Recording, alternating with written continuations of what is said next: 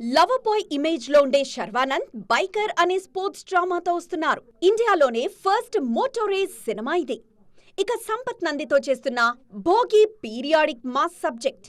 ఈ రెండింటిలోనూ Sharwa safe zone ను పక్కన పెట్టారు. ఇక సస్పెన్స్ థ్రిల్లర్స్ కు కేర్ ఆఫ్ అడ్రస్ అయిన అడవిశేష్ డెకాయిట్ కోసం ట్రాక్ మార్చి మృణాల్ ఠాకూర్ తో కలిసి రొమాన్స్ చేస్తున్నారు. కొన్నాళ్లుగా రామ్ పోతినేనికి క్లాస్ మాస్ ఏదీ వర్కౌట్ కాలేదు. ఫైనల్ గా ఆ సేఫ్ జోన్ వదిలేసి పక్కా థ్రిల్లర్ సినిమా వైపు అడుగులేస్తున్నారు.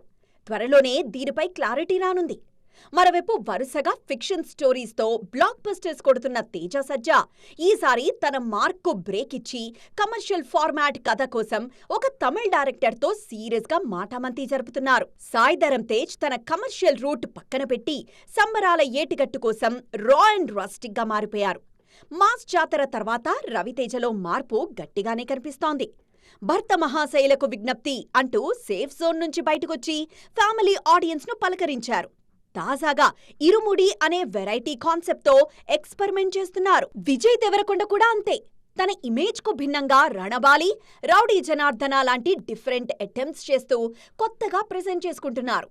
మొత్తానికి హీరోలు సేఫ్ గేమ్ ఆడ్డం మానేస్తే ఆడియన్స్ వాళ్లతో ఆడుకోవడం ఆపుతారన్న లాజిక్ పట్టుకొని ఈ మేకోవర్స్ తో బాక్సాఫీస్ వద్ద తమ సత్తా చాటడానికి గట్టిగానే ట్రై చేస్తున్నారు. మరి ఈ ప్రయోగాలు వర్కౌట్ అవుతాయో లేదో చూడాలిక.